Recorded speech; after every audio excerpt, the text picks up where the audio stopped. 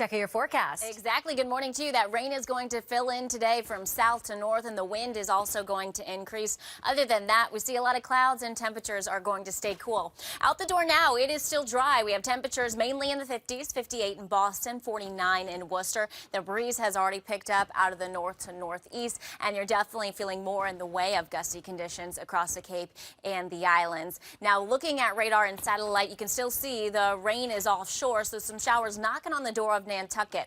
Let's put our future forecast into motion. By mid-morning, we have some showers across the islands. As we get into noon, more of this precipitation starts to fall across our southeast mass.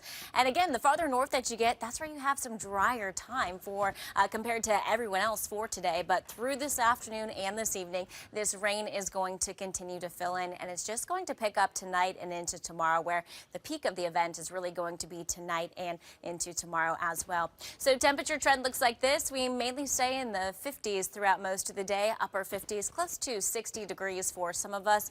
Of course, the big impact here is going to be in terms of the wind. We have a wind advisory and wind warnings that do run through tomorrow. We'll take a closer look at that and the rest of your impacts ahead. Mel, thank you. You for us. Yeah, hey, good morning. Yeah, our nor'easter is going to bring us the impact starting today, continuing through Tuesday. But I think the peak of the activity is going to be tonight into tomorrow morning. We're talking about some heavy rain, gusty wind, and the potential for some minor coastal flooding and beach erosion. So we start you with our weather setup, and you can look at radar and satellite. You can see that precipitation shield that stretches all the way down to the Carolinas. Our area of low pressure is hanging out over the Carolinas, just off the coast there. But you can see the rain extends all the way just near Nantucket. So now you're starting to get the initial rain just inching closer toward Nantucket. But for the most part, we're just waking up to really overcast conditions. So that's our area of low pressure. Meanwhile, across Canada, we also have this high. So that high and low pressure are going to work in tandem and continue to increase our northeast wind. The reason that the wind is going to be one of the impacts for us.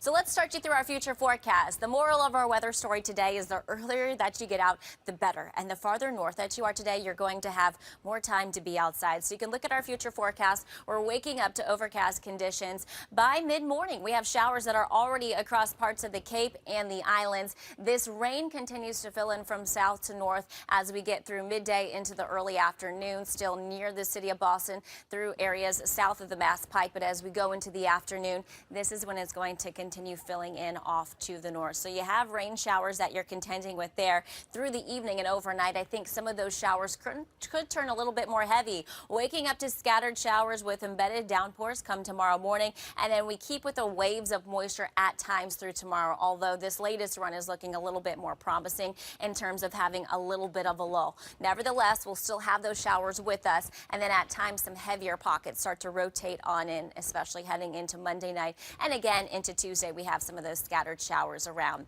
You look at the wind, and out there right now, if you're across the Cape and the islands, the gusts have already picked up, and we'll continue to have the breeze pick up as we go into the afternoon. So I think some gusts potentially 30, 35 miles per hour inland. Your strongest gust closer to 40 miles per hour across the Cape and the islands.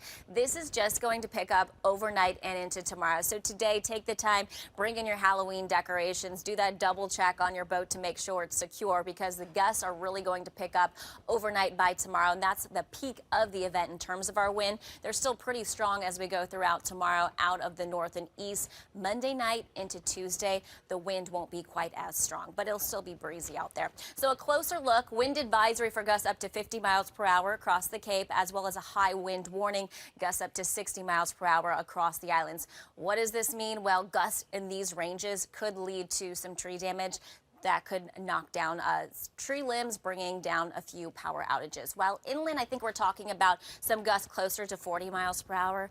But when you factor in all the leaves we still have on our trees, along with those rainfall totals, this could lead to some clogged storm drains. So we're talking about rainfall totals for a lot of us, 1 to 3 inches. But there's been this signal for parts of southeast Mass. We could have areas that pick up about 4 inches of rain or more. Luckily, this is over this extended period, so we aren't too worried about flash flood warning.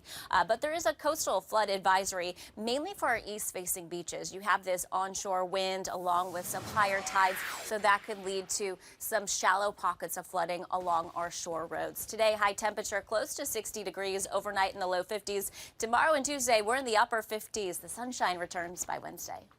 5 people